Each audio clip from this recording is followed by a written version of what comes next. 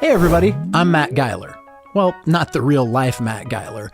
I'm a hastily animated version of him that he whipped up for this presentation, probably to promote his studio under the guise of giving you helpful creative advice. Anyway, he'll be out here in a minute to handle that part. But he wanted me to sort of set things up, so here goes. This presentation is called The Pain of Not Getting It Out. And the basic premise of the whole thing is that it's more painful to keep your creativity inside of you than to let it out into the world. And here to take you the rest of the way is the real Matt Geiler. I'm gonna get one of the other animators to draw me some new clothes. I'm an artist. I work across a few different disciplines. As she said, I have an animation and illustration studio called Sick Picnic. We do probably half of it's like corporate ethics and compliance, sales enablement. But our niche is that it's all character driven and it's, allegedly fun instead of like makes you want to jab a pencil in your eye since you have to watch the stuff anyway. I'm a Second City Chicago guy. My specialty is musical improv. I've been doing that for about 30 years. I tour with Wayne. When I'm not doing that, colleges and some corporates. Most creative people that I run across aren't just like, I play the cello and that's it.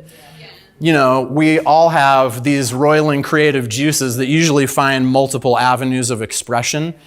As we get into it, let's define the terms for our purposes this morning. In that phrase, the pain of getting it out, we'll say it refers to any creative idea, intention, or impulse that is not actively expressed as a project, passion, or practice. So this is stuff that's inside and not out. And speaking of out will be defined as existing in a tangible form outside the mind. And I don't know if you can see this darker part of the circle. This morning, let's take the pressure off of the whole getting it out thing because, as you know, you can get it out into the world at large. You can also try and push it out as far as like the culture recognizing it or accepting it or celebrating it or buying it or becoming invested in it. But that's kind of, for me anyway, that's huge to think about when all I'm trying to do is get the thing out of my head and onto a notebook, a piece of paper, or get the chords out. It's kind of defeating to think about like, who's gonna buy this? Who's gonna care? So for our purposes today, let's just keep it in, all we wanna do is get it out of the head. Yeah. That's it, that's all we need to put on it, okay? And then as far as pain goes, we'll define pain as any discomfort, emotional, psychological, physical, sometimes there's physical, etc., resulting from a lack of expression. I don't think probably the people in here are strangers to this kind of pain. I know I've dealt with all of these. So that'll help us get through. And this is really great. Guys, this is really fun. This is honest to God, this is this is where the rubber meets the road. This is the value part of the presentation. This highly scientific instrument, which is a real instrument, I know many of you have this. I keep one on my bedside nightstand. This is an actual pain calibration spectrometer. You know it's actual because there are gauges. I think there's a camera there. You can see there's all kinds of tubes and wires running in and out of each other, so you know it works. All right, so we're gonna really quickly use this pain calibration spectrometer to kind of get the lay of the land of the room of like where we all kind of locate this pain we're talking about, the creative pain of non-expression. So this is kind of like a creative artisty version of Would You Rather. So the only thing you don't have to do anything except I'm going to present you with a couple of scenarios. All you have to do is decide which of the scenarios feels more painful to you or more uncomfortable to you. And when I say it, you can either raise your hand or stand up just so we can all see like, oh yeah, that dude or that gal identifies with that as a painful situation, okay? Does that make sense? Pretty simple. I mean, honestly, pre-K stuff, you know what I mean? Which is right where I like to keep it, you know what I mean? Because I'm a real dummy.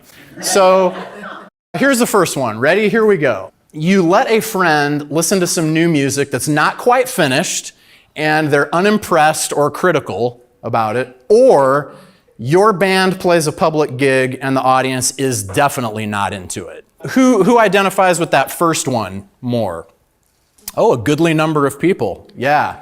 Yeah, sharing it when it's not ready. That can be painful. What about the public, the band? Yeah, honestly terrifying. Some people identify both of those equally. That's great. Okay, here's the next one. Unwritten or unpublished or unnoticed. Okay. So a lot of pain circling around in that triangle of uns. How about unwritten? Okay. Yeah, that's mine. I can't stand it if it's just roiling around inside of me. Unpublished. It's out, but it's just not in a consumable form. Unpublished. Yeah. How about unnoticed? Like Flatwater Press put out the book 10 years ago and nobody's consuming the poetry. You know what I mean? Yeah. Painful. Okay, here's one. A painting you don't feel is your best work becomes hugely popular, creating a demand for more of the same, or the best painting you've ever made in your life receives harsh criticism and is roundly ignored by the public. So how about the you're not best work, but everybody's celebrating it? I can identify. Mine's mostly pumpkin themed. It's fine, it brings the kids love it, and it brings a lot of joy. What about the best painting you've ever made? Like, I've pushed myself to the limit, this is the best, and they're like, why aren't you at work? Yeah, that can be hard. Okay, here's one. Collaborate and compromise, or fly solo and figure it out. Kind of depends on what your creative modalities happen to be at any given time. But who associates pain with collaborate and compromise? Yeah. Did you say room full of narcissists? Yeah, that's truth. How about fly solo and figure it out with no input? That can be scary and painful also. What about calling adjacent but comfortable, or true calling and terrified? So how this hits my ear is like, let's say you're a symbolist poet, but maybe you write for Field and Stream, and you got a journalism gig. It's writing, and you're doing it on the regular, so it's not like you're atrophying with your facility for words or anything, but it's just not the thing. So that's what I kind of associate with calling adjacent, but things are working, like maybe in a financial sense or something. Or you're doing the actual thing, but you've got no earthly idea how the lights are going to stay on, and you're perpetually terrified. Who has more pain with the first one? I have more pain with the first one, definitely. And then what about true calling terrified? Yeah. That's actually, I don't know, that's close. That is a close one. Okay, this is the last one. Your creative work, or sitting down to do your creative work. More pain in the actual work, or more pain to just force yourself into the chair and begin writing? Who has more with the actual work? Interesting. Dang, you guys are like the best test case audience here. And more pain sitting down to do the work. That's actually, it's kind of par for the course for everybody, right? Okay, so now that thank you guys, honestly, give yourselves a round of applause. Your vulnerability is not only seen and appreciated, but mostly accepted, okay? That's actually great, though, because to end on that, and thank you guys for weighing in, because as you know, the truth is there is always some discomfort in the creative work. Creative work is, by definition, uncomfortable because it involves things like growth, challenging yourself. Sometimes you have to get new skills and level up to actually do the thing you want to do. Of course, there's always the perpetual doubt of, is this worth my time? Can I pull it off? Sometimes you have detractors that are like, oh, what are you doing in your basement? You're blowing glass? That doesn't seem like a worthwhile endeavor. But thank you for the Christmas ornament. lack of time or resources. It's uncomfortable. It's uncomfortable to create. But just to reiterate the point, the pain of not getting it out sucks way worse than not, okay? So again, that's kind of the fulcrum we're operating on here. It can manifest in different ways. This author, Stephen Pressfield, some of you guys might know his work, refers to that pain we're talking about as resistance. And you can see his quote. He has two great books, by the way, The War of Art and Turning Pro. To me, they're like Bibles. I replaced my King James with these books because I need them to live. But he says the more resistance you experience, the more important your unmanifested art project enterprise is to you, and the more gratification you will feel when you finally do it. And I like that model of resistance because it's kind of like, oh yeah, that's always there, kind of pervasively. The great Maya Angelou, another of my favorite authors, refers to the same pain as the untold stories. We've all been exposed to I Know Why the Caged Bird Sings, but the great quote for me from that book is, there is no greater agony than bearing an untold story inside you. It is agonizing to carry around your thing, especially if you're a creative person who values expression. To have that stuff in you and not out into the world is really quite torturous at times. And then one more for good measure, just to smack you in the face since it's so early. This is the great Audre Lorde, and she says, only one thing is more frightening than speaking your truth, and that is not speaking. Yeah. Okay, she refers to it as the silence. That's her motif for referencing that which is within us that is not expressed or that goes unspoken. And further on the silence, she says, we have been socialized to respect fear more than our own needs for language and definition. And while we wait in silence for that final luxury of fearlessness, the weight of that silence will choke us. That's the whole game, you know. I assume I'm going to live to 112. That's the assumption. That is my assumption. But after 112, as I shuffle off the mortal coil and become dust in the sediment, my hope is that I will have gotten enough out at least that I can kind of peacefully wink my eyes shut for the last time, as opposed to getting to wherever that is and being like, you know what, that thing I wanted to write, I never wrote it. The open mic I did, I mean, it can be low stakes stuff as long as it's your creative expression. You know, the game is to get it out. That's the game, really. There are some telltale symptoms where, you know, oh yeah, like that is the pain I know because I'm experiencing some of these symptoms. Comparison pangs. It can range from like raging jealousy to like just kind of an annoying, and that's when you're maybe nearby somebody who's doing something similar and you're like, man, that was a fantastic song. I have got to sit down and get that thing written. And it really like digs at you because you're like, you see a fantastic concert or you read a fantastic essay and it reminds you like, oh yeah, that's what I'm supposed to be doing. That is happening. That's probably a good guidepost that, you know, you need to get in the chair and like start moving. Procrastination is one we all deal with even when we're on the other side of it and we're being generative. That's pervasive, but procrastination gets particularly acute when you are close to something that's really important to you. So the equation is usually, if my procrastination is going through the roof, that's usually something to pay attention to. Like if you're continually making excuses about your stream of consciousness novel, that's something to pay attention to. You should probably be writing instead of, you know, leaving the house for drinks all the time.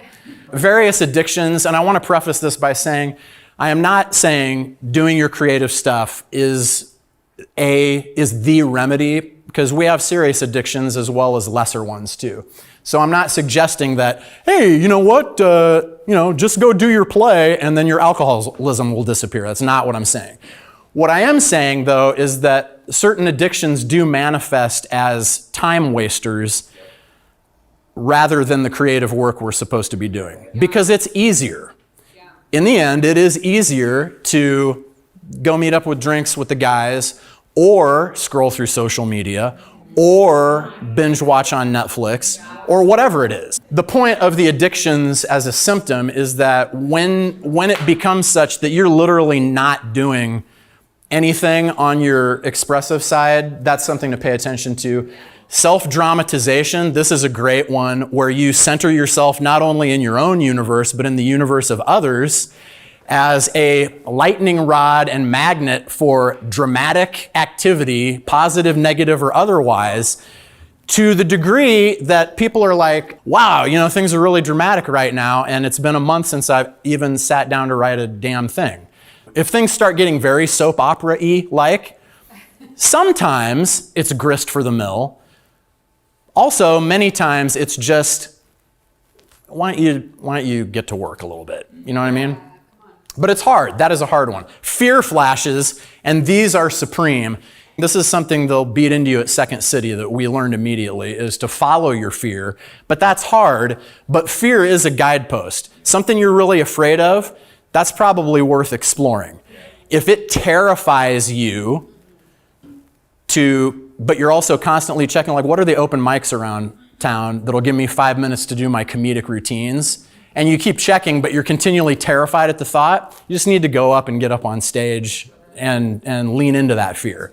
But it's hard too, because we're not really encouraged to do that, culturally or otherwise. Victim acting is kind of like self-dramatization, but it's a little more acute and a little more negative. It's more like I've done it many times where, you're sitting down with somebody and the whole thing is just like, your woe is me, real. And then finally the person's like, it's 2:30 in the afternoon. This was supposed to be breakfast. I have to go. I literally have to leave. Sometimes that's a pretty good sign if things get victim-y. And again, there are real reasons that we become victims of something. So I'm not suggesting in that realm. And lastly, overly critical. I mean, we've all done it when we're like, yeah, Van Gogh is great, but I don't really like his self-portraits. So why don't you just do your painting and, get on with your work? Like, acutely overcritical, especially of other creative stuff, is a good hint that maybe we need to be more busy about our own thing. So, what is an artist to do? It's a cartoon version of me screaming up into the ether for a solution. Okay, but the good news is, you can see this hint down here, there's only one thing to do. Ready? Ready for it? There's only one cure, one solution, one all-encompassing salve to what ails you creatively. And here it is. Ready? Face your fear, preferably with a little light in your eyes, and do the work. Now, some of you people are sitting back in your, to borrow a phrase, your hip Denny's booths back there, saying to yourself either duh or this is what we came down here for. This is the point we came out. It's not even 9 o'clock. It does sound a little simplistic, I get it, but this is the real trick. But how? But how? But how? Do the work, but how? Do the work, but how? Do the work, but how? And as an animator, I'm a fan of that head turn. You know what I mean? Those are both great key poses. But how?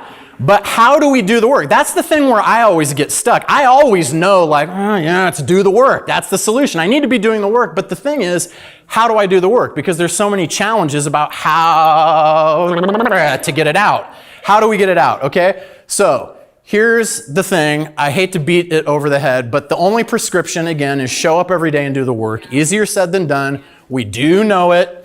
I'm going to get to some solutions, some how stuff pretty quick. But here's a good rule of thumb that I like to keep in mind alongside of the reality that the cure is to show up every day and do the work.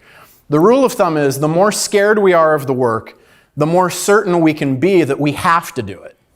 Our level of fear mirrors the pain of our avoidance and the importance of the endeavor.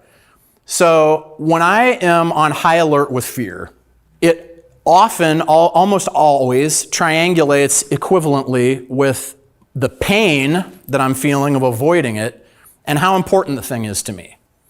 That's my rule of thumb for like, okay, action.